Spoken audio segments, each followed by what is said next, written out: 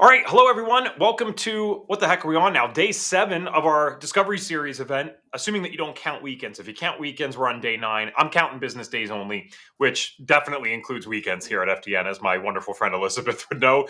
So we're going to say day 7 though for our Black Friday series, Discovery Series event. Super glad to have you guys here, and I'll give you a second as you get tuned in.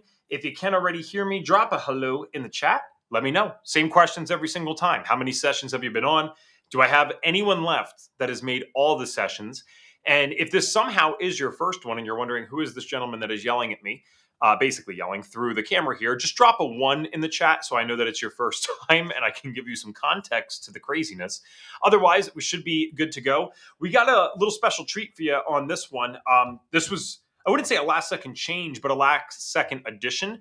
And not the session itself, but what Elizabeth is actually going to be presenting on today. This is something that she normally only presents at conferences when she is on very large stages. Actually, the first time I saw her present it, the stage was massive, right? That was just an awesome, awesome setting. Great video content from that for her. So that's something she normally only presents in those places, and she is going to be presenting this today. This will be, I won't say the last of it, but after this session in particular, it's a whole different thing from here on out. We are going to have more in-house sessions too. When I say in-house, I mean with staff members, right? People like Elizabeth, people like myself. But pretty much every day after this, other than Thanksgiving itself, includes a really cool mix of people that are FDN practitioners, but they are outside staff. So tomorrow at I'll double check the time. I'm sorry. I keep getting these wrong because I want to tell you guys the East Coast time and I'm in Central, so it's messing me up. But tomorrow we are going to have our first case study of the month, and that is with a great friend of Elizabeth and I's and my business partner, Ryan Monahan. That is at 3 o'clock Eastern. Ryan is the perfectionist's perfectionist. I tell this guy every time, I'm like, dude, you do not have to do like that much. Like, I promise they got value from this. Like, you're going way overboard.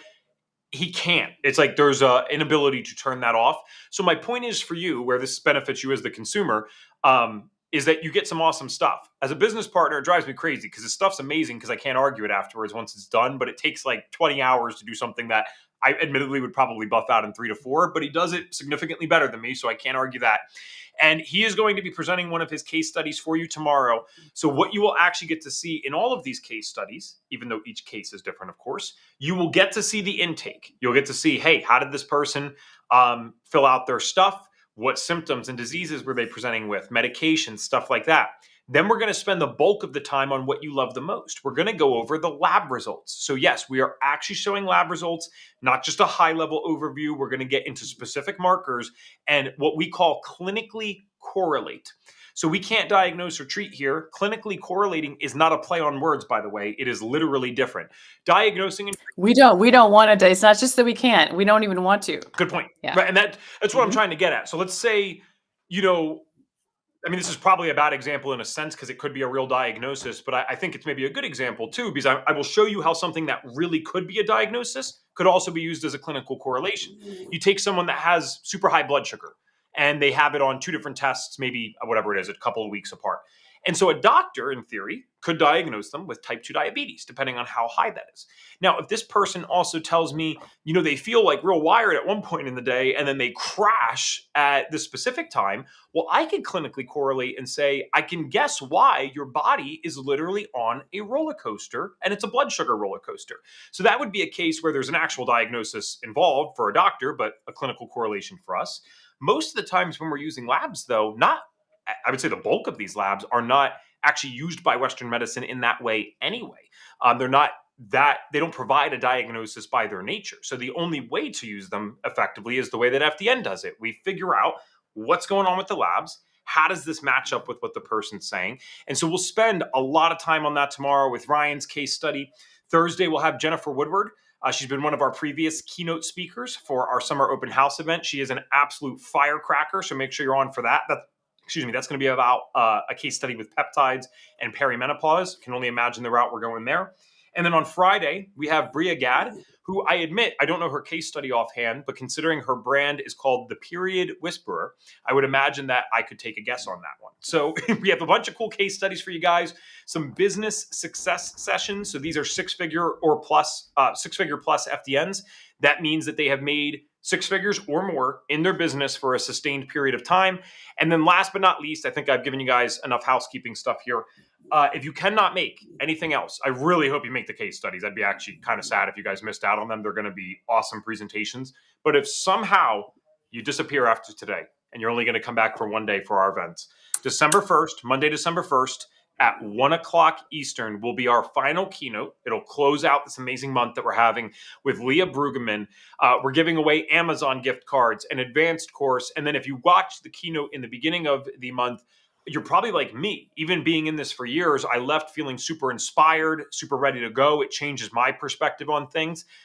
Leah is on track to be not a six-figure FDN anymore. And I don't mean because her business is going so poorly. It is the opposite. She is on track to be in what admittedly is a very rare club. I think only a very few people even aspire to this, let alone pull it off. But Leah Brueggemann is very close to being a seven-figure FDN, and she will present to you her journey. She's like Kelsey, too, who opened us up this month. Super down to earth, super relatable. Like if you talk to these people one-on-one, it's not like there's some corporate people that are just like all business all the time. You would really never know. She is a mom of multiple kids, just like Kelsey. So she's somehow pulling this off while there's a lot else going on in life. And there's a way to do it. And there's a way to do it gracefully. And so she's going to be presenting all about that on Monday, December 1st at 1 o'clock Eastern. Elizabeth, I wanted to welcome you back. I think is this your third appearance now on this Black Friday? It is my third appearance, yes. You can never have too many with Elizabeth, right? So, and I think there was one of me where I was actually it was not live. So technically sure. This is my fourth appearance, yeah. Oh, wait. Yeah, that's even funnier. Yeah, you're right, because we had the hot topics today. So super glad that you guys got to see that. I know I left a comment for you, but guys, if you have a little time tonight after this session that we're doing right now, which is live, please make sure you subscribe to our YouTube channel. It's in the bottom right corner from where you're watching this, if you are watching on YouTube. And then once you're on our YouTube, you can go to our live tab. So it's a tab that most people wouldn't think to go to. It's not videos. It's not shorts. It's under that live tab. We've also been actively adding this to a playlist tab. So live or playlist works for you. You can watch all of these replays instantly. Everything's free this month. Everything's instantly available to watch, which is cool. And we're doing that the entire time from November 10th to December 1st because this is our largest Black Friday sale ever. We have $2,000 off the course. We've had a good handful of you already come in, which has been very pleasantly surprising to us. We still thought everyone was going to wait until Black Friday. So our finance and accounting team, thanks you guys for splitting this out a little bit evenly. It also helps our production team onboard you guys, right? Because there's nothing crazier, even though we're prepared for it to happen, but there is nothing crazier when like 100 people come in the last night and we got to be set for all of that. So Elizabeth, we're touching on something today completely unique to what you've covered so far. So what's kind of like the high level overview? If someone's like, hey, it's 5 o'clock Eastern for me. I do love Elizabeth. I'm not sure if I should stay. I need to know a little bit more. What can they expect from today's presentation? Yeah, thanks for letting me set the stage there a little bit. And do you do something on your end so I can see the live chat? Because I cannot see sure. it. I can put that up. I know that you liked that last time. So here you go. And it will load just about Thank now. You. Perfect. Thank you very much.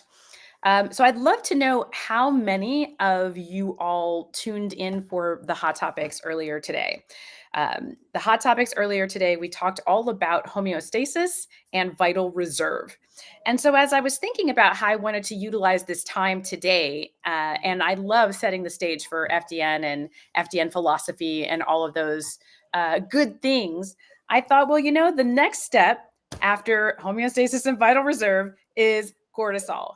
Cortisol is incredibly important. And so it's sort of the foundational building blocks of FDN is to kind of talk about homeostasis and vital reserve, and then start talking about those things that take away from homeostasis and vital reserve and how that might explain why we are more frequently coming to a place where we don't feel our best earlier and earlier and earlier in life.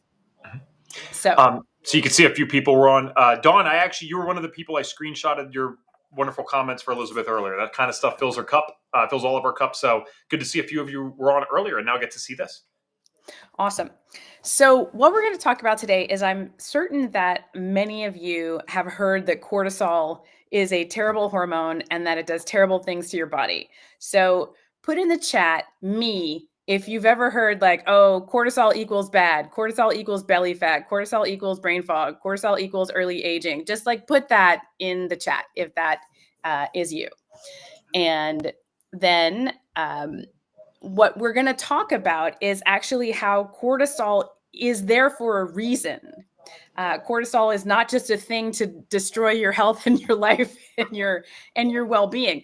Like the body doesn't normally do that. So there are reasons why cortisol is actually incredibly important to the way that you function. And so having too much of it is bad. Having not enough of it is bad. And we're going to talk today about why it's lifestyle that really influences that rather than cortisol itself just being evil. So that's what we're going to do today. That's good. I don't want to think of cortisol as evil. It seems like a Right. lot of people have that same perception at one Yeah, point. totally, because it's out there, right? Yeah, Yeah. yeah, Yeah. and it is funny because it's like probably I wouldn't say unique to the FDN methodology. It's not, but we're definitely a group that is overrepresented amongst shedding some light on this because like a lot of the people that we work with, let's just be honest, I was in that exhaustive phase at 21 years old, first running these tests. So we end up in the opposite boat where not everyone that comes here, like I said, but a lot of us are fighting for more cortisol. Like, how do I get, or better yet, how do I get my body back to a place where it can actually produce the amount necessary to keep up with the output that I have every day without burning myself to the ground And here? is the output that you have every day actually sustainable? Well, That don't is a ask me that. more important question. Don't ask me Yes. I've missed you too, Sherry. Good to see you. Awesome. So how can are you going to be? Sorry, I forgot. You're going to be sharing your screen for the presentation. I'm certainly going to try. So This poor woman hates my fancy podcast studio that we have. Not the studio itself, I'm sorry, but the platform that we use. And so we're trying to get it up. Let's see what we can do here, and we'll say a little prayer. I Please, God. don't seem to have the video sharing button that I had like moments ago. Okay, I promise you, we're going to get it for you. You Oh, could wait, also I got it. I click got H. it. I couldn't have my thing on full screen and still have it. All right. That's all good. And just again, just so you know, if you click on this screen ever and you click H, that'll share your screen as well. Okay, That's there you just pulled it exciting. in, so I'm going to share it for you here. You just made it full screen, beautiful. So I will bring it in as full screen. I got us there. It looks great. Everything looks awesome. I'm just going to disappear, but I am fully here if anything happens. Don't you worry. Thank you, because I can't. Yeah, I'm not going to be able to handle any technical disasters if they happen. So yes, okay. So we're going to talk today about cortisol and why it is the hormone you can't ignore, even though you really want to, even though you want to say like cortisol, it's the enemy. Why can't I just ignore it? So we're going to dive into that today. Now, as Evan mentioned, this is a talk that I give at conferences, but I give a shortened version of the talk because they never let you have an hour or an hour and a half at a conference. So I did put a bunch of extra things in it just for you guys. So I'm excited to get going. As always, I want to ask the question, if we're going to talk about imbalance, if we're going to talk about dis-ease, if we're going to talk about health conditions, it is really important to be on the same page about, well, what does it look like to be well? If we're going to talk about what it looks like to be sick, if we're going to talk about what it looks like to go on a journey to get better, we also have to talk about what it means to be well. So I'm going to show you this diagram that is straight out of the FDN course that we call the wellness meter. And so right here, you've got this little arrow saying, you know what? I'm feeling a symptom. I've got low energy. I've got fatigue. I've got brain fog. I'm just not functioning as well as I used to. And that means I'm sliding down this sort of red right side of the wellness meter. So if I ignore this symptom and I just shove it off and I continue to live the way that I've been doing, it's going to get worse because I'm going to be running through my vital reserve. My homeostasis is going to get shot. And so my function is then going to go into a downward spiral. And one function in one area is going to interrupt function in another area, which will interrupt function in another area. It's those rings on the surface of the water that we talk about with metabolic chaos. And so that low energy and that fatigue is going to become me being run down, me getting sick a lot more, me having joint pain, me having pain that I can't explain. My digestion is going to get worse. I'm not going to have a great immune system. My hormones are going to tank. All of those things are going to happen. My joy for life is going to disappear. And then I'm going to get a diagnosed condition as we continue to go down this side of the wellness meter. And as that gets worse and worse and worse, as I have less and less energy in my body to run my internal function, the end of that road is death. That's how that goes. Now, when I go to the doctor says, you know what? I want to help get rid of these symptoms. So let's put in some drugs. Let's put in some interventions. Let's do some testing. Let's figure it out. And let's get you to this place where that symptom is resolved. And when you are on this right side of the wellness meter, like I was when I had chronic fatigue, getting to a place of no symptoms sounded like paradise. That was something I could get on board with as a definition of wellness. Can you get me to a place of no symptoms? If you can, I might freaking kiss you, because that would be an amazing improvement from where I am now. But when we think about a state of no symptoms, that is really a state of neutral health. That is not a state of health. That is not a state of robust health. And along with neutral health comes neutral feelings, neutral life, neutral ambition, neutral motivation, neutral impact. So this sort of state of no symptoms is saying, I'm fine. I'm all right. I can't complain. And for those of you who have big missions on your heart, for those of you who want to be there for your families, for those of you who want to step on stages, for those of you who want to write books, for those of you who want to have a huge impact on people whose health is falling down this right side of the wellness meter, I'm fine, is not going to get you there. That is not enough.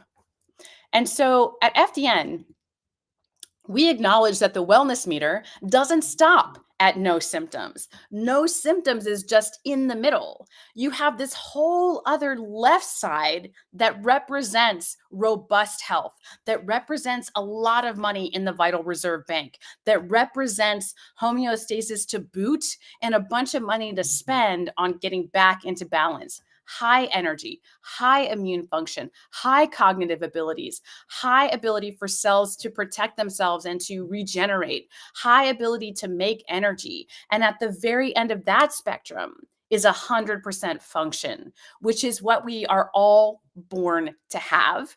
And that is what the body wants, is 100% function.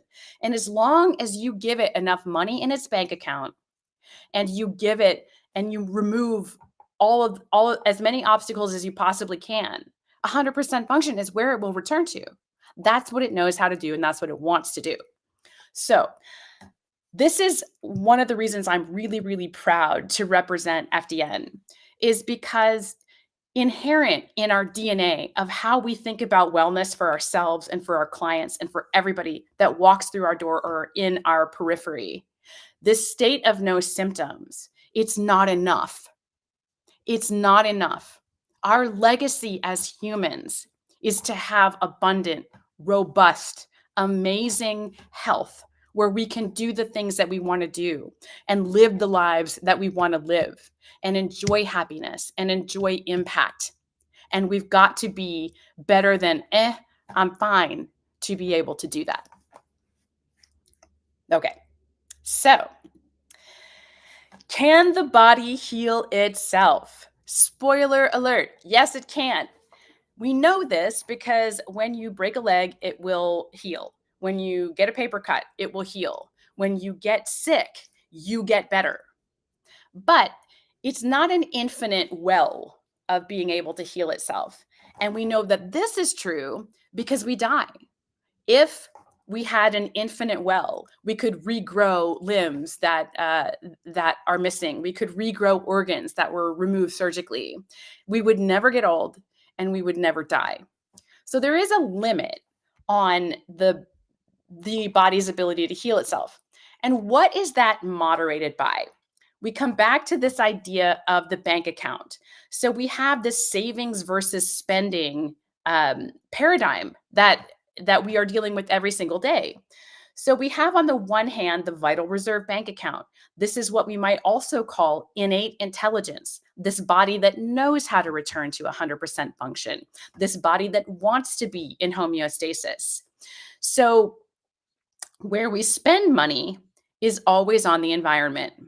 So in the old days, that was the tiger jumping out of the bush at you. That was famine. That was starvation. That was viruses and mold and parasites and these types of things. That is what we spent our money on. But in the modern era, it is the mental emotional stressors. It is the environmental toxins. It's the poor lifestyle, not sleeping enough and eating crappy food and over exercising or not exercising at all or smoking or having all of these toxins in your environment the way that all of us do, no matter how clean we are living. That is where we spend our money. It's always externally. That's where the biggest chunks of money go. So, this idea is very simple. If we have money left over in the bank at the end of the day, we are going to stay well. And if we are in debt at the end of the day, we are going to get sick. That's just it. So, who is the main spender of vital reserve? It is stress. It is stress. And we define stress as anything that costs money out of the vital reserve bank account.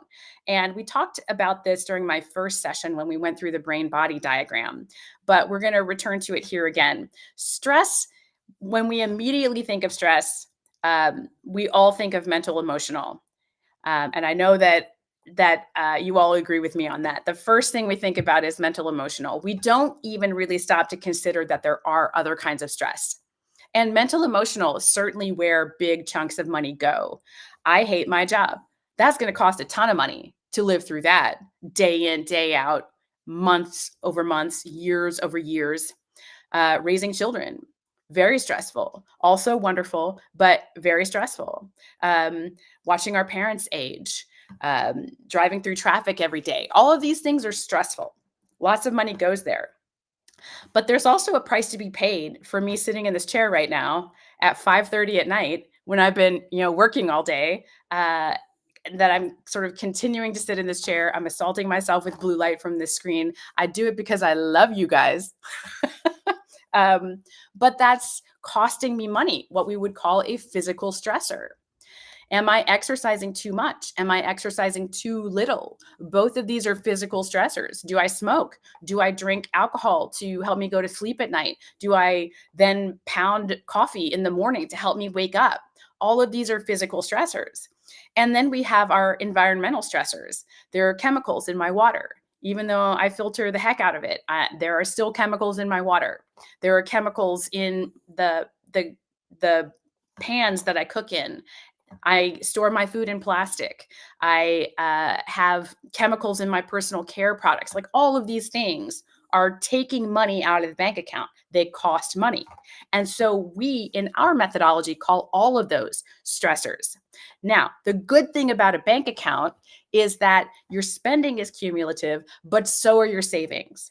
So maybe as your health practitioner, we can talk about the fact that you don't like your job, but we might not get a resolution to that in the time that we are working together. It may take you longer to figure out how to have a different relationship with your job or to have a different job altogether. But even though we weren't able to challenge that big spender of vital reserve, we found 1,500 other things that were costing pennies out of your bank account every day.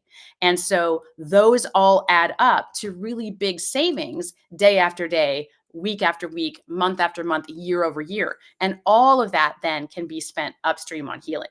So that is the picture of how we spend on our environment.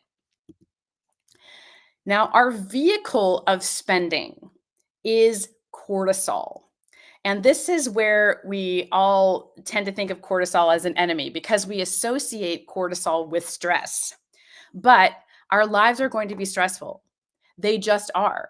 We're not going to be able to spend all day, every day, wrapped in a blanket, watching Netflix, cuddling with our dogs. We're just not going to be able to do that.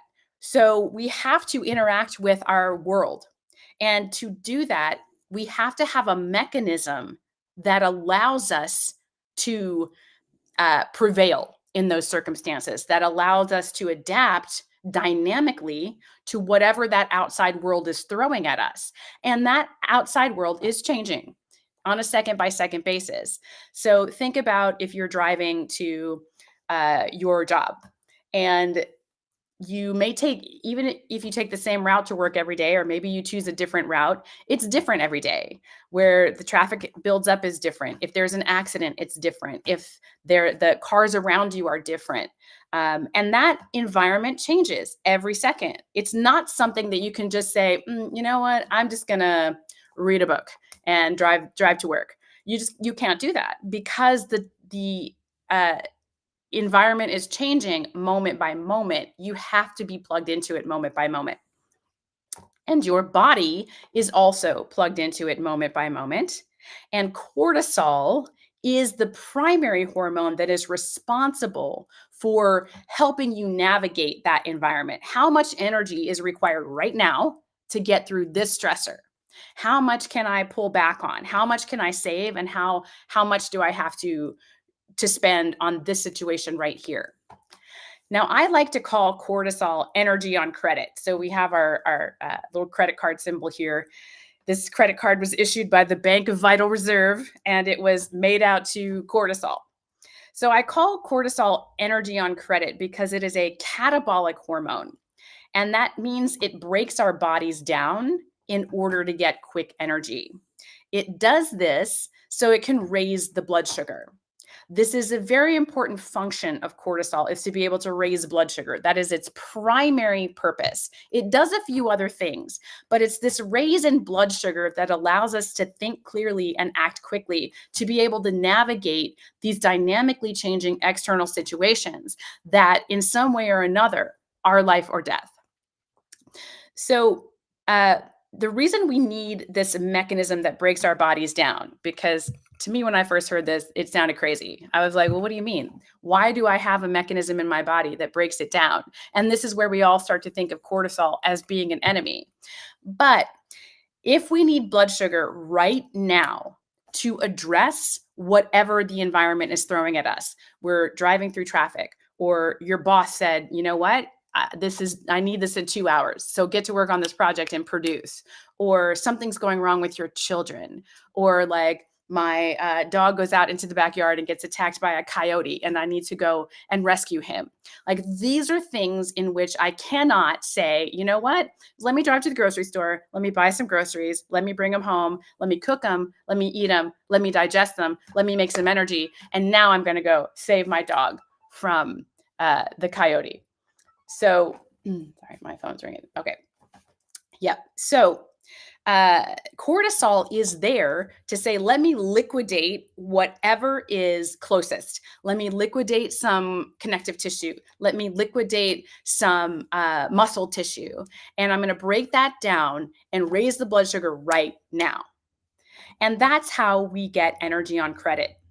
Now, while it's doing this, it's actually lowering inflammation, and it's dulling pain, because it is actually breaking the body down. If we felt the pain of that, it would suck. So cortisol masks the damage that it is doing by being a natural painkiller. So at the end of the day, we've got this debt on our credit cards.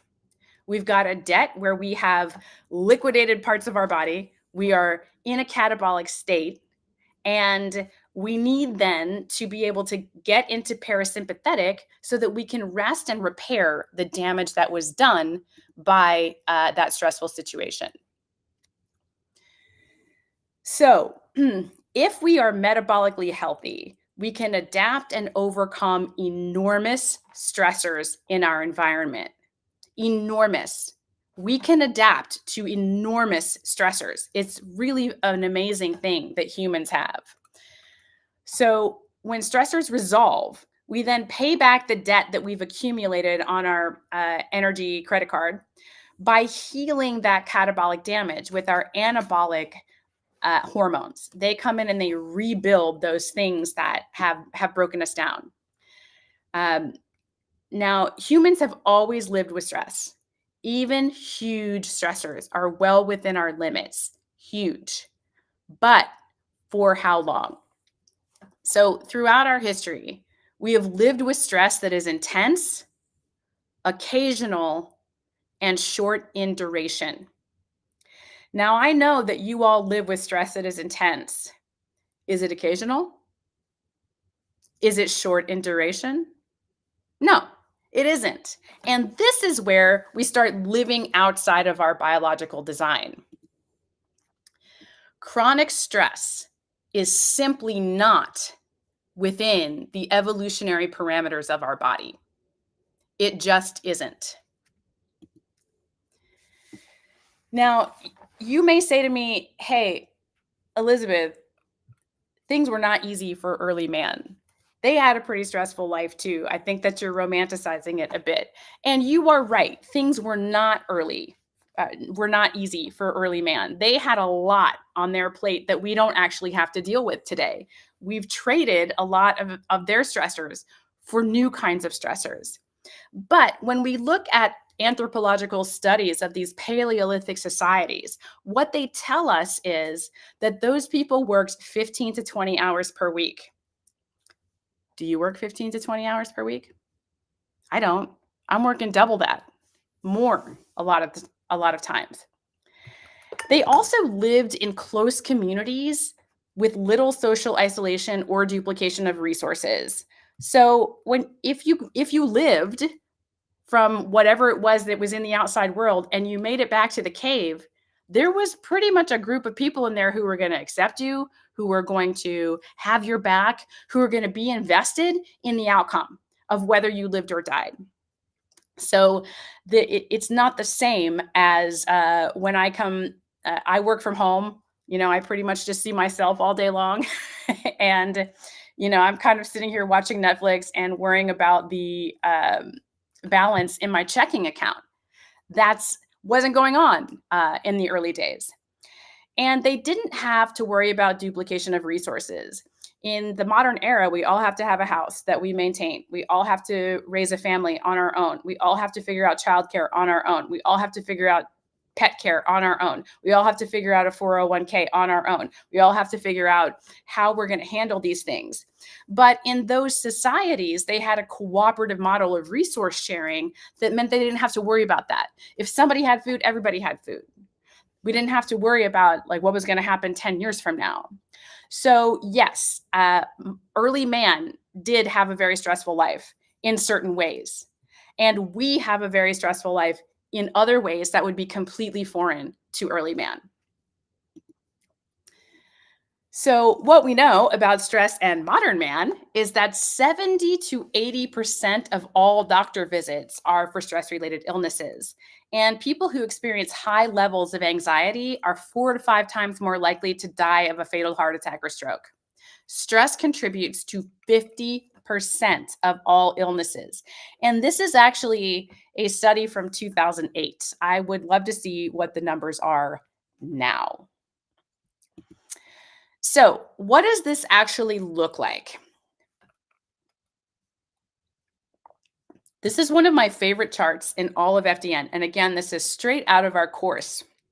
But we all start in this green box called homeostasis.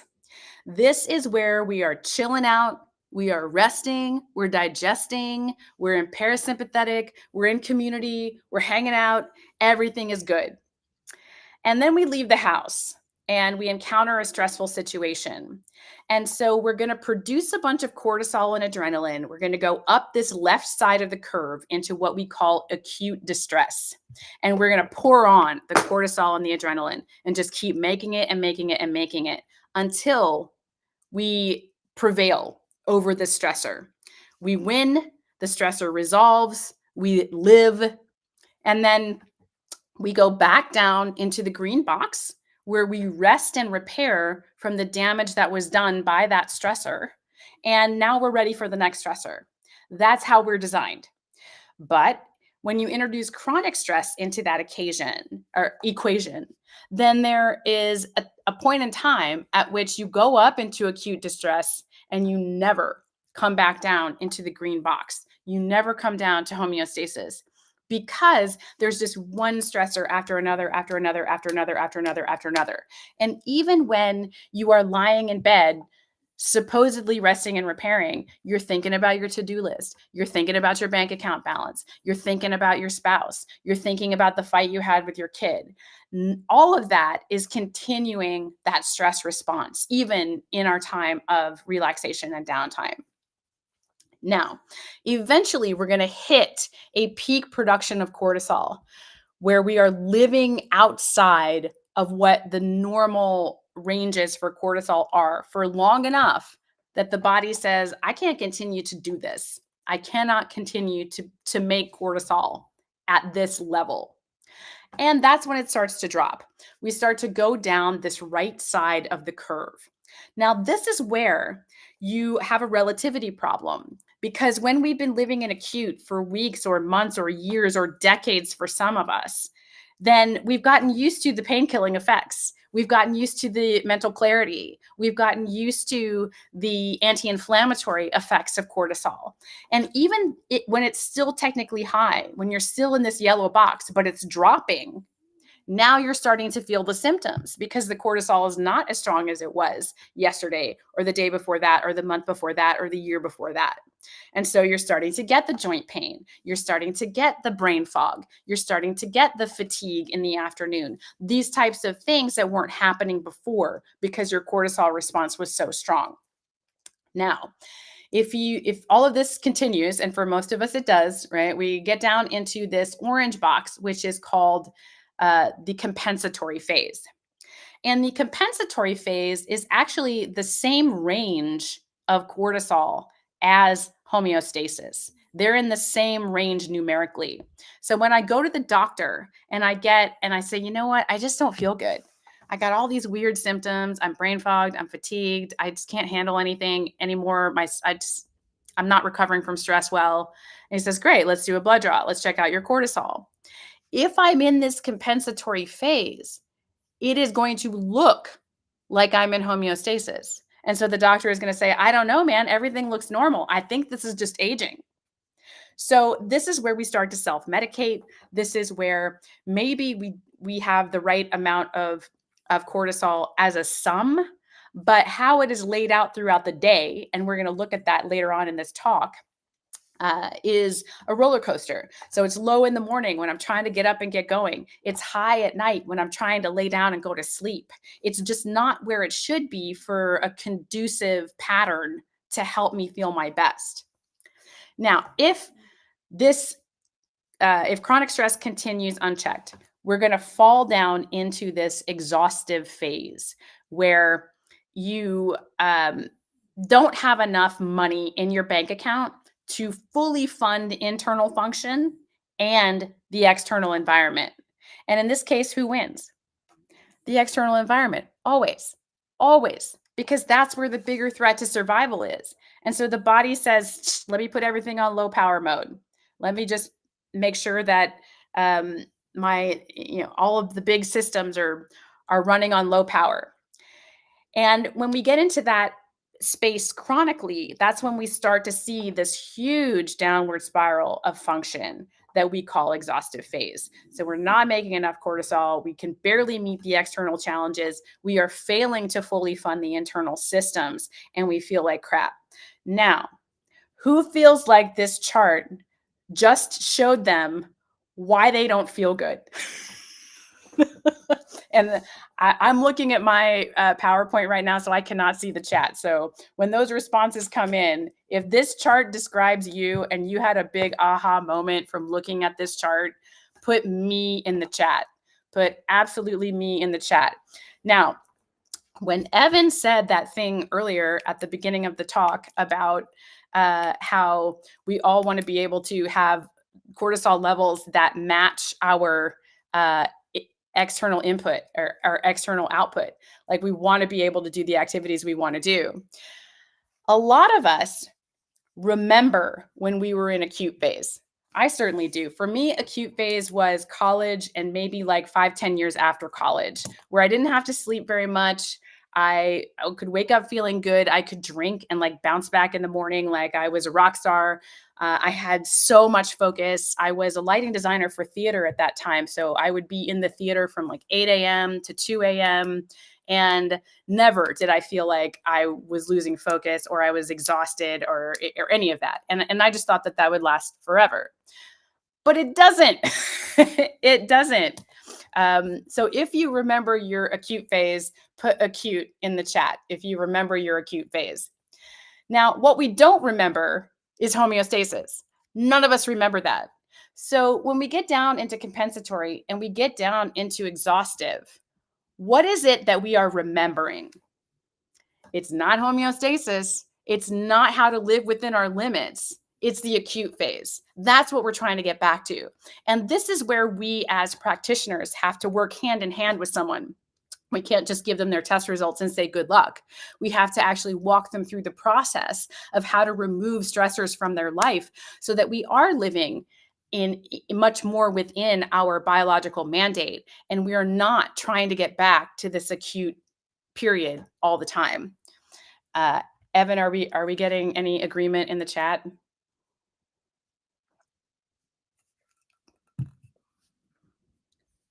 I can't hear Evan. Hopefully you all are hearing me. Oh, I'm so sorry. I was trying to be clever there by adding the chat for you, and then I realized you probably can't see that because you're sharing your screen. So yes, Yeah. you are getting a lot of engagement. I put the screen up for you or the chat on the screen for you. Excuse me. Awesome. So we have Yeah. a ton of No, these I and a can't ton see of it, acute. unfortunately. Yeah. Yeah. And you're making me sad now because I reminisce on my acute days, which obviously you don't realize it while you're in it. You know what I mean? And then it is kind of weird looking back You're because, the good old days. well, yeah, I mean, this is probably not the best mindset to have around it, but if I'm being transparent, it does kind of stink because I wish I had more awareness back then of what I was working with because I feel like I would have enjoyed it more if that makes sense and learned to not enjoy it but learn to balance it and not push myself to the limit because for me I don't know that this is the only case but I did have, as you know, very severe anxiety and panic attacks for most of my life, and a panic attack is about the largest adrenaline stress hormone dump I've ever experienced. Sure. And unfortunately, there was a pretty long period of time in my life where I was experiencing either one a day or multiple a day. And it just crushes you, So since I was experiencing that so young, staying up so late, even in like school days in my teenage years, 3 a.m., 4 a.m., and then going to school the next day. Um, quite frankly, it was easily by the early 20s where I felt and experienced what so many of my friends that are older than me don't really describe feeling until that they're in their like early 30s. It kind of sucks. Yeah. Absolutely. Absolutely. And I think that when we're growing up and our parents look at us and we have all of this exuberance and we're up in our acute phase and they're like, oh, just, it's not going to last. Just, enjoy it while it lasts, because they're already in their compensatory and exhaustive phases. And we're like, I have no idea what you're even talking about. And this is why this becomes known as aging, is because it is such a common occurrence. But that doesn't mean that it has to look that way for aging, or even if you're in this state, that it has to look this way forever. And that's the really beautiful part, because the body does want to return to function. As long as we can fund the bank account, pay off the credit card, and remove as many expenditures as possible, then we can get back there. Yay. Good. So thank you. Awesome. So thanks, Ev. I appreciate it. So just a reminder, I'm sure that you've seen this a couple times this week already, but what does that downward cascade of function under stress really look like? And so if we're looking at chronic stress here, as the driver of metabolic chaos, then we're looking at our hormones take a big step back and they say, we don't need to worry about reproduction right now. Reproduction is the last thing we need to worry about. We got to figure out how to survive today. And so the sex hormones start to get low. Well, there goes your ambition. There goes your joie de vivre. There goes your capacity for joy. And then your anabolic hormone says, you know what? This is not a safe enough environment for me to come in and start healing the internal environment, because we still need to be wary of what's happening outside. And we cannot at the same time break down and build up. We can't do it. We have to do these at separate times. And so this is why we are awake during the day when we're breaking ourselves down, and we're supposed to be asleep at night where we're building ourselves back up. But when we get in too much catabolic debt and we're not sleeping and we have insomnia and we've got too many stressors, then that it's never enough healing time. It's not enough, and we start to get in this catabolic state. The immune system also says, "Hey, I can't function at full capacity here. So let me just go down to 30%. And then cortisol, you can have some more money to spend on chronic stress." And that means we're getting sick more often. It's taking us longer to heal. We're getting reactive to our environments. We're getting reactive to more foods. Digestion then follows suit and says, I cost a huge amount of money, so let me back up and only operate at 30%. And that means we are not breaking down the food that we're eating, and we're not able to assimilate it and use it to repair and to fuel metabolic function. And then detox is another one that says, you know what? I cost a bunch. So instead of trying to get all of these toxins out of the body, how about I just shove them in every available storage locker that I can find? So I'm going to choose bones, brain, fat, tissue, anything where I can shove these things to get them out of the way. But then we're dealing with this toxic burden within the body that makes us slow and makes our skin bad and makes us unable to fully engage. So this is how chronic stress starts to affect all of the systems. Now, who wants to look at some case studies? I know you're all joining in and saying me, even though I can't see the chat. And we are only going to be looking at the stress and hormone panel for these case studies. This is not a complete case study because we're talking about cortisol today. We're not talking about everything. Otherwise, we would be here for 7 hours. And I know that as much fun as we're having, nobody wants to do that. So Adam is a 35-year-old male. He is a broker at a mid-sized investment firm.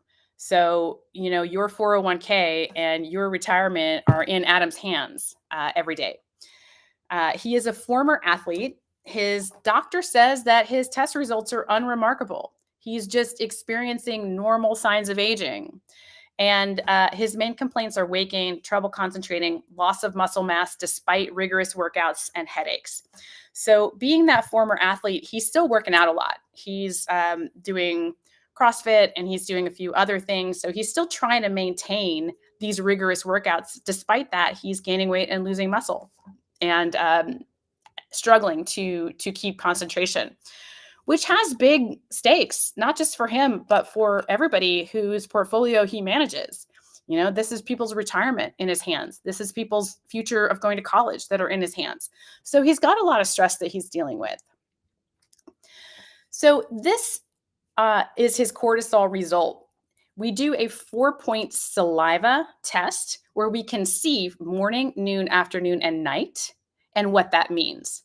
So his morning is high, his noon is right in range, his afternoon is low, and his night is high. And his sum is 9, which puts him in the acute phase. So we're going to look at his circadian pattern here in a second, but let's just remind us where acute phase is. This is where Adam is here in the yellow box, up in acute. And here is his 4-point pattern. He's kind of off the chart high in the morning. Sorry, let me back up. This green line represents the best circadian pattern that a human can possibly have, in our opinion. And this blue line is our friend Adam. So really, really high in the morning, drops down low at noon, drops really low in the afternoon. And then when he should be dropping down to go to sleep at night, he shoots back up. So already we're seeing clinical correlation with brain fog, fatigue, wired but tired, and insomnia. Now, we talked a little bit about our anabolic versus our catabolic. So that cortisol hormone is catabolic. It's breaking down these molecules. It's breaking down our connective tissue and our muscle and these types of things in order to raise our blood sugar in the moment to meet stressors in our dynamic environment. So the answer to that is anabolism, which is DHEA. That is our master anabolic steroidal hormone. So DHEA is the anabolic answer to catabolic damage. So ideally, DHEA is going to balance cortisol so the body doesn't have any catabolic debt. But as we discussed, it can't break down and build up at the same time. So we have to spend enough time in parasympathetic and have enough money in the bank to actually cover the catabolic debt. But when we're in these chronic stress situations, we just see that cortisol credit card go up and up and up. And even if we're, making our monthly payments, right, by going to sleep at night and doing those things, we get behind and we start to get debt on that credit card, which we can't pay off. So we want to look then at Adam's catabolic state. So we're going to look at his DHEA versus his cortisol. And we see that even though his DHEA is normal, his cortisol is so high that he is still in a catabolic state. He is not able to pay that off. And we see good clinical correlation with why he feels that way. All right, next, we're going to look at Caitlin. She is a 48-year-old female. She's a court stenographer, also a very stressful job. You miss one word and somebody's conviction might get reversed. You miss one word and suddenly the court record is incomplete. There are huge consequences for this. So she's got to be dead on right all the time in this very stressful, thankless job. She's recently divorced. She's been to see several doctors who all agree that her results are within range, but she's recently started seeing a nutritionist who advised her to remove gluten from her diet. Since then, she's feeling a bit more energy, but it's not enough. She's not had enough of a rebound. So her main complaints are insomnia, fatigue, and joint pain. So when we look at her results, we see that her sum is a 4.6, which puts her in the compensatory phase. Now let's just remind ourselves where that is. So we've got Adam, who's up here in acute, but she's fallen down into compensatory. Now that means that with this 4.6, she could be in homeostasis. It's possible. But generally, people who are not in homeostasis do not show up with all of these symptoms. And we're going to prove this to ourselves by looking at her circadian pattern disruption. So again, this green line is the perfect circadian pattern. And we see Caitlin coming in with this very low morning. It's very hard to get up and get going for her, to find focus, to find motivation. And then she's kind of high at noon, but she really drops in the afternoon. And then even though she is normal at night, she's right where she's supposed to be, it is higher than it was in the afternoon. And this is what we call a relative elevation. It's not elevated by the actual number on the test, but it's higher than the reading before it. And so the body is going to interpret that as a second wind right when she's trying to go to bed. So we're seeing a lot of clinical correlation with why she's feeling the way that she's feeling. Now let's check on her catabolic state. So for her DHEA is actually low, but her cortisol is on the low side. So maybe it all comes out in the wash. Well, for her, it doesn't. And this is why we look specifically at these ratios, is to really be able to see. And we see, no, she's actually in catabolic debt. She's got debt on that cortisol credit card. All right, so then we move on to Maggie. Maggie is a 43-year-old chef at a popular 5-star restaurant. Now, being a chef is difficult. She works long, late hours. She doesn't get good sleep. It's a very stressful job. The kitchen is not for the faint of heart. So she's been diagnosed with hypothyroid. She's got weight gain in the hips and belly, trouble keeping up at work, depression, irregular menstrual cycles. She's putting in long hours. She's regularly putting in 60 plus hours a week and consistently sleeping only 5 hours a night.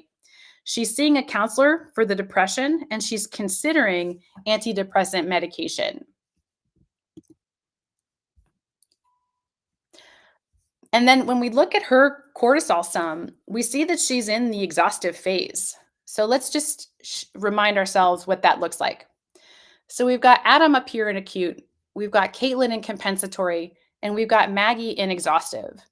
And not for nothing, because I absolutely believe that depression is real, and sometimes we do need drugs to overcome it. but being in exhaustive phase is certainly not helping her frame of mind. So she might choose to go on an SSRI, and she might be on that for the rest of her life. Or we might be able to intervene at this point and help raise her hormones and help raise her joy for life simply by putting more money in the vital reserve bank account. And that's the real joy of doing what we do. So then let's look at her circadian pattern. So again, the green is perfect. She is just low. And this is classic exhaustive phase. So low in the morning, low at noon, low in the afternoon, but it's a relative elevation. So she was lower at noon than she was in the afternoon. And then it's low again at night. So she's kind of got this roller coaster pattern, but it's still really low. And that's explaining a lot about why she feels the way that she does. So let's check out her catabolic debt.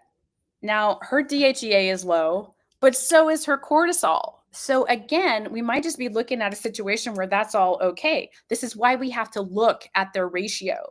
And the ratio tells us that no, she is absolutely in a catabolic state. She has absolutely got debt on that credit card that's carrying over day after day after day and earning interest. And she's just barely making the monthly payments to get by on that cortisol credit card. So that explains a lot about Maggie. So, our key takeaways here are that cortisol itself is a friend and a foe. It is a vital hormone for navigating stress, but chronic stress can lead to disruption and imbalance and a cascade of negative health consequences. So, it's really the misuse of cortisol that's the real foe. So, we have to understand the impact of cortisol and adopt strategies to manage stress through diet, rest, exercise, stress reduction, and supplementation, which is our patented DRESS protocol. And through that, we can support our body's natural healing ability to maintain optimal health. It is also part of our methodology that even though we just looked at the SHPs today, that we would also be looking at a battery of other markers to see this is the price of chronic stress on the hormones.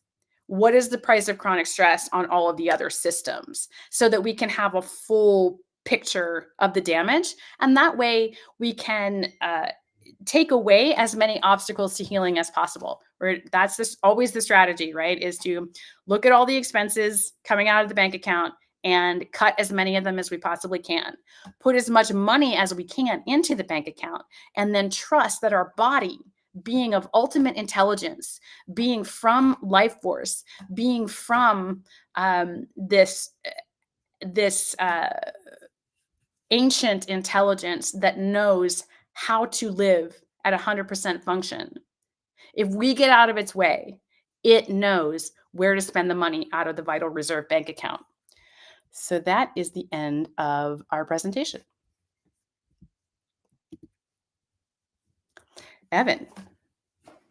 I'm coming back. Sorry, I'm on my trackpad, so it takes me a little bit longer to click myself in. Well, thank you, Elizabeth. Fantastic job. Let me actually move the mouse back to this one so I can easily navigate the chat. If we could get a thank you for Elizabeth, that would be great. Some questions that came up, just some random ones as we go along here. But if you guys have questions about Elizabeth or for Elizabeth and about this presentation specifically, let's please throw those in the chat and prioritize them. Make sure I'm on Do Not Disturb here again.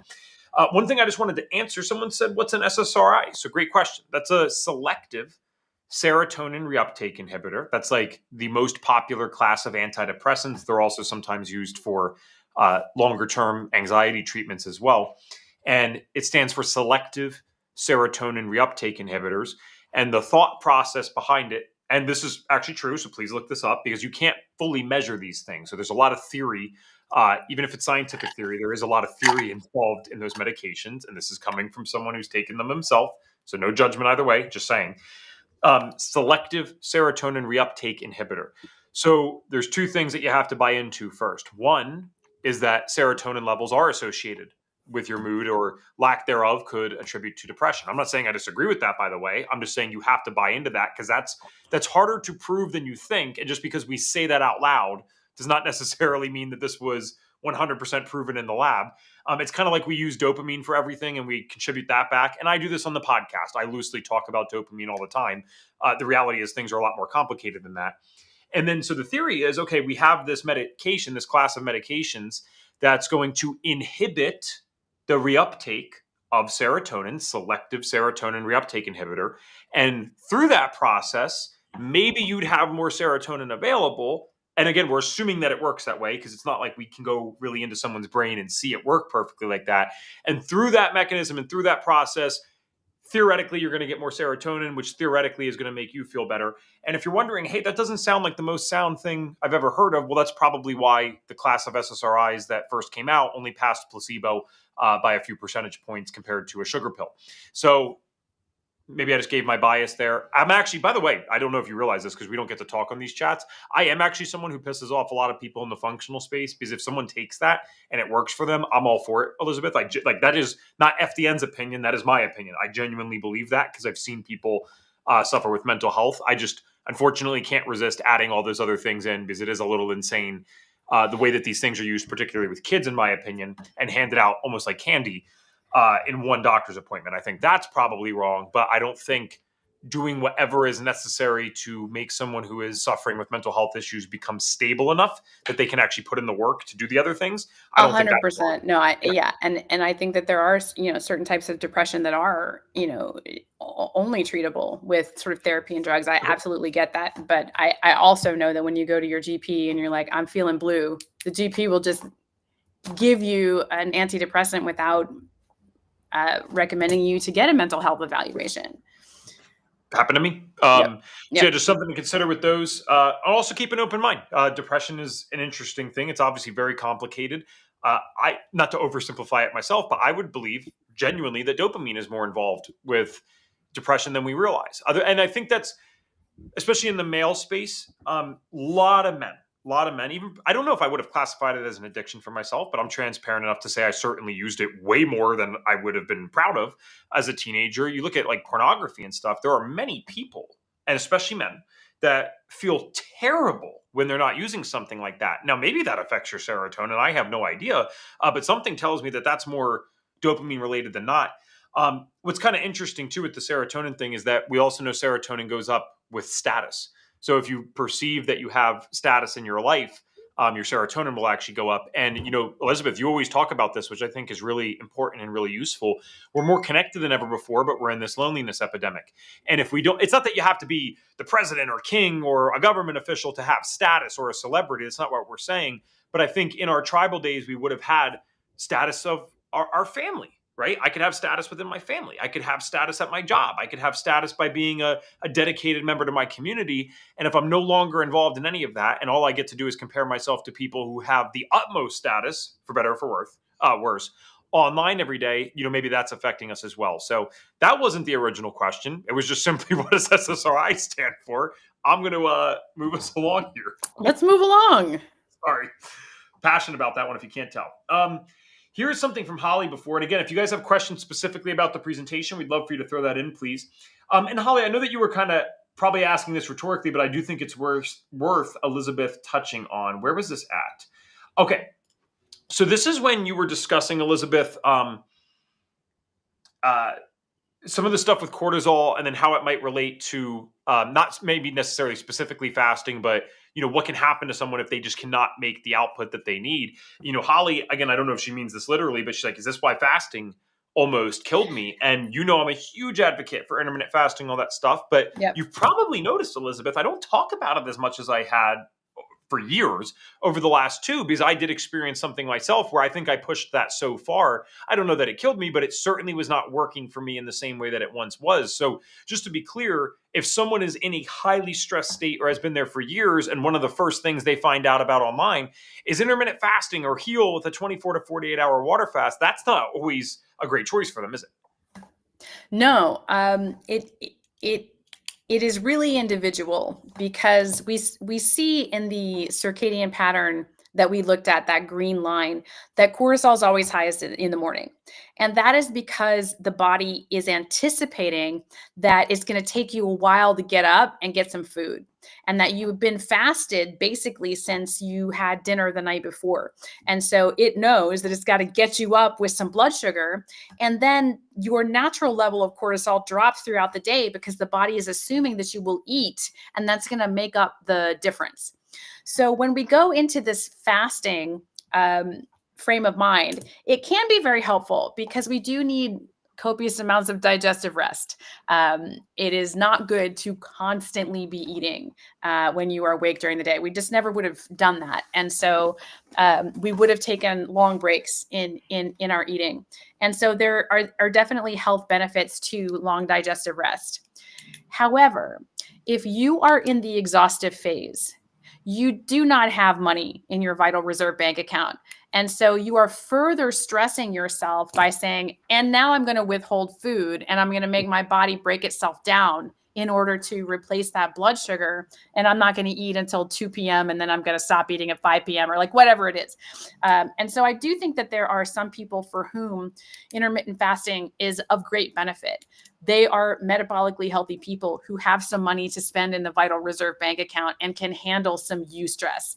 But when you've got an exhausted person who doesn't feel good, has multiple health conditions, has a lot of things going on, that is just an additional stressor, in my opinion. Yeah, and it's, I mean, conceptually almost identical to exercise, right? Like, no one here at FDN would argue that going for a good jog or resistance training is terrible for you, but we do end up working with clients sometimes that are so burnt out and so sick that, yes, getting on even a 3 or 4 day training program from the get go, we're not saying that you never want to do this, but from the get go, actually could not be a great idea for them sometimes. It Yeah. could just be too much right now. So I look at fasting as very similar to that in the sense that I would recommend almost any human being, assuming that they're healthy, do resistance training because it's going to make you more resilient over time. I believe fasting is generally kind of the same thing, but there's an irony to it where the sicker that you are, the less you might benefit from it at that time. Absolutely. Yeah. I probably need to look back into that again. I was so into that for so many years. It's kind of funny how I go on my little binges for 4 or 5 years, and um, there's some miracle stories about extended fasting and stuff. Obviously, I'm not giving medical advice. This is completely up to you guys to look into yourself and look into with your doctor. But there is some incredible stories, and even science now backing up what a longer term thing could do once you're healthy enough. So I want to look into that myself. All right. I don't see any direct questions so far. Is there anything that you wanted to touch on that we didn't get to fully touch on in the presentation, or anything that's still on your mind? No. So this might be a good time to look at some intake forms.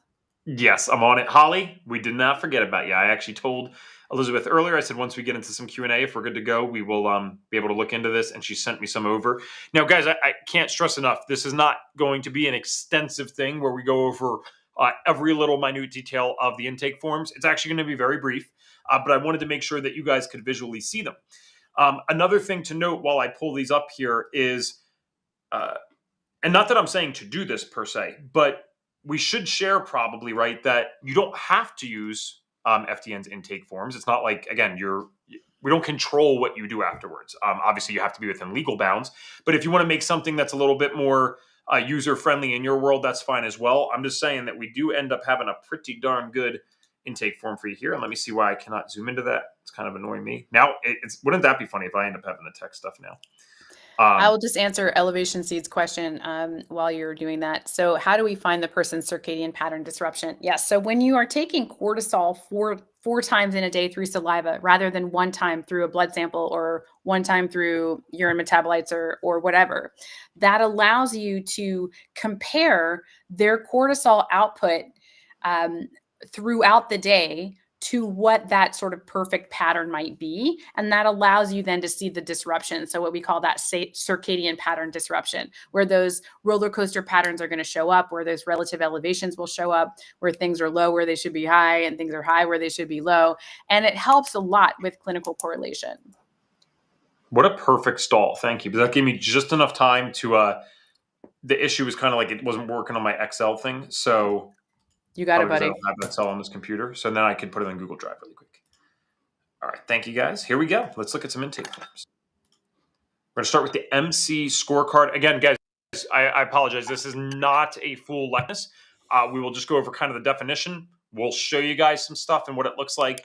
And unfortunately, today that's going to be about it. So, Elizabeth, if you had to give the very summarized few sentence definition of what the MC scorecard is, how would you define that for us? Yeah. So when your client comes into your virtual office and says, I feel like crap, that may mean one thing to you and it means another thing to them. And like, how do we know we're talking about the same thing? And how do we know if we're meeting goals if we're just sort of talking about how we feel or how we perceive? So we created this tool that allows a self-assessment that attaches a quantity to these things. So we have our 6 different systems, our HIDDEN plus our oxidative stress. And there are symptoms within each of these systems. And you go in and you rate the symptom on a scale of 1 to 5. What was it in the past versus what is it now? And then you come out with a score for each of these systems. And then you can see is the score worse now than it was in the past, or is it worse in the past than it was now? And then as I continue to work with somebody, I'm going to have them retest this on day 30, on day 60, and on day 90. And we're going to look again and say, okay, are things getting better in these places where they were getting worse? Are we getting better as a whole? Are there places we're getting better and other places where we're not? Or are there places we're getting better and other places where we're getting worse? So it allows us to quantify and track through time what it means when somebody says they feel like crap. Yep, and I gave you guys a little example there just to show you because it's a plug and play, right? It's a formula, so it's kind of cool. You can see I made this up. The best sleep between 7 and 9 a.m. So the past, let's say it was a 5. All right, now it's a 3. Great. I'm improving there a little bit. Constipation, if that was a 2 in the past, oops, it's a 5 right now. You share that. Now this is an example, really simple stuff. Again, here would be a worthy comment to know from the practitioner or them. Oh, I got my best sleep between 7 and 9 because that's when I was sleeping every day. I work night shift, right? Well, duh, you don't even sleep between the other times. That's literally maybe when you're going to bed, right? Maybe right at 7. So just something to think about and keep in perspective there. So we have all these different categories with all these different questions. And as Elizabeth mentioned, you'll have the totals. You'll also have the totals up here. This is particularly important for your very sick clients because here's why. If they go to the doctor, let's go back to that mental health thing, and I won't go on a whole tangent this time, I promise. But you have something like a panic attack, which is what I've dealt with myself. If I am to give most people, not all, there's a paradoxical effect, I think, in about 10% of people, but in the 90%, if they were to take a Xanax or a Klonopin or a Valium, any type of benzodiazepine for a panic attack, for most people, that will completely eliminate it. They're going to feel significantly better, and especially if it's something like Xanax or Prazolam, if you're in a different country, it could happen here too, but if you have the generic is what I mean. Then you might feel better very fast. Well, that's great, but that's not a long-term solution. And so we have to understand, though, that our clients are used to that type of thinking. A pill for every ill. If I have a headache, I take an Advil or an Excedrin for a migraine, and I'm used to these things going away in a very quick period of time. So let's say I am way, way sick, very sick, but now I don't get instant gratification in 40 minutes after taking a pill, which is literally what happens with things like ibuprofen and Xanax, right? I'm not going to get that relief anymore. I might start to feel a lot better in a week or 2 or even 3 weeks, but a lot of the progress that we make from our FDN philosophy is going to happen over months, which is fine. But human beings, we don't have the attention span for that anymore. So sometimes it's more subtle. So what I also wanted to mention, Elizabeth, is this is very important for the client. Because when they start out and their total is, a freaking 300, and then you run the tests again in a few months or go through this with them and they're at, a 150, objectively speaking, unfortunately, this might still be a somewhat sick guy or gal compared to the average person that's not sick.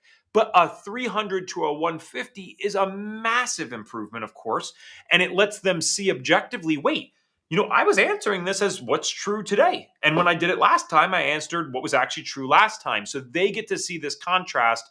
Even if they kind of know they feel better, they might not know how much better. And when they can see that, I have found personally, I don't know about you, I have found personally that that's extremely motivating to clients, and it makes them want to stick the course. Absolutely, and it's motivating to everyone to be able to Sure. see progress and change. As humans, we adapt very quickly to either a falling baseline or a rising baseline, and it is hard to remember where we were a few months back. Yep. Yeah. All right. I'm going to stop share just for a moment. That was on purpose. And then I'm going to get you guys this other thing here. So I think we're doing good pretty quick. Um, Here's a fun one for you all. Sorry, one sec. Okay.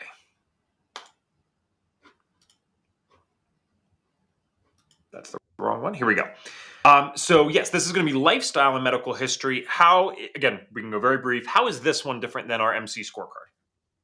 So this is different from the MC scorecard because that is really trying to get a look at the unique fingerprint of your metabolic chaos. Everyone's metabolic chaos is different. Everybody has a unique fingerprint of metabolic chaos. And that's really what the scorecard is meant to articulate is what is your fingerprint of metabolic chaos? But the lifestyle and medical history form is how you got there, how you got your unique fingerprint of metabolic chaos. So it's going to sort of catalog what medications you're taking, what diagnoses you have. There is a self assessment in there for diet, rest, exercise, stress reduction, and supplementation. Because as your practitioner, I want to know what are you eating or not eating? When are you sleeping or not sleeping? How much exercise are you doing or not doing? What are the stressors in your life? These types of things are going to inform how I look at your test results because your test results are just pieces of paper without this. It is really important to understand how you are living your life. And then your medical history. So, are you missing anything? Has anything been added that you weren't born with? Like I got some screws in my shoulder and things like that. What has been your antibiotic use? How's your oral health? Those types of things, just to really get the full picture. Not that we necessarily care about diagnoses and we do not treat things specifically and we are not in the diagnosing game, but it is good to know, like, oh, you've got hypothyroid, you've been diagnosed as hypothyroid, because everybody has diagnosed themselves with that. So it's important for me to know, like, did you diagnose yourself with that, or did the doctor say that you had hypothyroid? So yeah, that's what the lifestyle and medical history form is all about. Cool. Thank you very much. Guys, I'm sorry that we can't give a. I mean, sometimes when Elizabeth does that, it's almost like an hour lecture. But Holly, I hope that was helpful. That was really for you, if I'm being honest. I know a bunch of other people are on. I figured that they would like it enough, but that was a special treat for you. So I hope that that is helpful and useful to you. Are there any other questions for the lovely Elizabeth, or do you just guys love learning from her and staring at us afterwards? Because there's quite a few of you on still, so just wondering if anyone has questions. While we wait for those, if they do come through, again, case study tomorrow. We got a few things. I'll let you know what is going on there. Also, for any of the replays, if you guys are looking for them, remember they can be found instantly on our channel here. Just subscribe on the bottom right. It should be on your YouTube screen. And under our channel, under the live tab, not videos or shorts, under the live tab or playlists, you can find our stuff here. Tomorrow we're going to do, well, I'm looking at my schedule. I have a doozy of a day, but we still have a fun day for you guys as well. So Ryan Monahan will be presenting his case study at 3:00 Eastern. And then immediately after that, we are going to jump into a trainee study hour. So that is recorded. We're not going to be playing something live, just out of respect for the people that are in the course and actually actively paying to be here.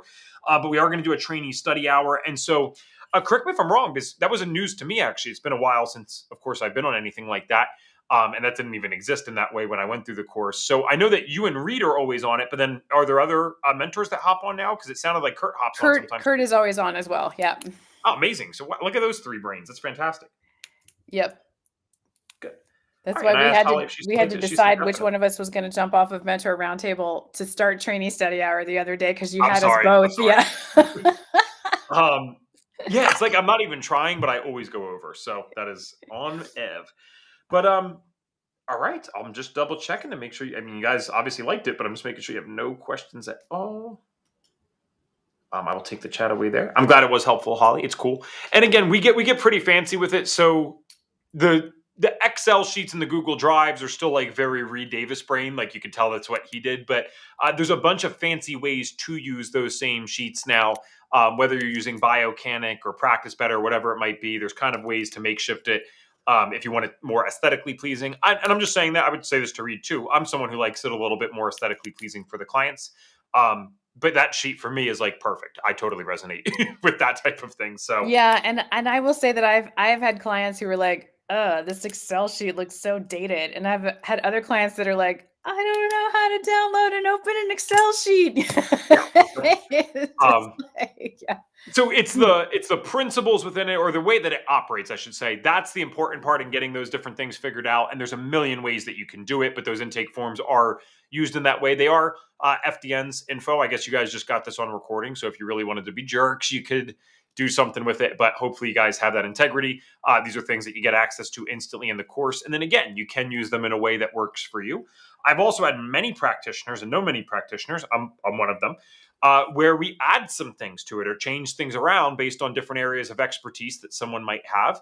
A basic example of this would be physical therapists. We sometimes have physical therapists go through the course, and if they're going to kind of wear both hats or different hats on different days for the client, they might do an intake form that includes more stuff in the physical body that I wouldn't even know how to be aware of, let alone do anything about. So know too that you can modify this to whatever your previous areas or future areas of expertise might be, but this will get you all covered for the FDN side of things. And we're always modifying it too. There was Yes. obviously nothing about COVID on the lifestyle and medical history form before 2020. Yeah. and and then, sort of seeing how the effects of COVID are so long lasting for some people, we decided that we really needed to have a section devoted to that. I like that you said, well, this will be a good way to end. I promise I'll end it after this. But I say this on the podcast all the time. This isn't, and guys, I'm not a politically correct person, so it's not me just being politically correct. But I like that you guys do look into that, because you know what the reality is? Everyone worries about one or the other. And I was worried about one or the other too. Some people didn't want COVID. Some people didn't want the, you know what, I got to be careful on YouTube. We've done very well so far. I just had a great friend got kicked off YouTube for talking about something that he actually shared the scientific evidence for, and they still banned his YouTube after years. So I work for a company. I got to be double careful. But you know what the reality is, Elizabeth? I know people that claimed, at least, or at least in their awareness, never got COVID, but got the you know what, sick long term. I know people that never got the you know what, but got COVID itself, sick long term. So it was humbling for me in one sense to realize, okay, this is never as simple as I think it is. And two, I don't know that there was a particularly winning remedy there other than to be completely tan, filled with vitamin D on an island somewhere, maybe away from the craziness. I think it's a unique thing that has potential to affect people either way, no matter what went down. And I'm just so thankful that people like us are out there trying to help out to the best of our ability. We're not claiming to have all the answers, but we notice certain patterns. I will give you guys a hint and tell you something. Not a hint again, like I have all the answers, but just something maybe to steer people in the right direction. I have noticed if someone especially tests very close, a gut test that is, tests very close to the infection, total wipeout of a lot of the commensal good bacteria and stuff, which I don't know. I mean, that could just be my experience. I'm not saying that's true for everyone, but kind of weird to me that it was something that did that. And then you see all these chronic issues. It's like, oh, well, go figure. So I I feel mean, we weird sort ending of, on that. yeah, like we sort of learn more about COVID every year that we are Yeah. further from it, and they are, sort of doing more and more research on it, and more things come out. But as functional practitioners, we're going to be on the vanguard of everything. We're going to have to be dealing with these things before there is science to inform us on how we deal with it. And so, COVID was another really good reminder that the only thing we can do is put money in the bank account, and Yep. that's the only real strategy that any of us can have against a plethora of these challenges that we face. Yeah. Great note to end on before I get too crazy here. Yeah. You guys are awesome. And Elizabeth, thank you so much for contributing so much to this thing, either recorded or not recorded, in this last week and change. Do we get to see it all again on this? Yeah, I think I'm on for a Q&A towards the end of this whole deal. Oh, perfect. I think, yes, I think we're doing a long one after the keynote with Leah. That would make sense. Or maybe sometime that Friday. I don't know.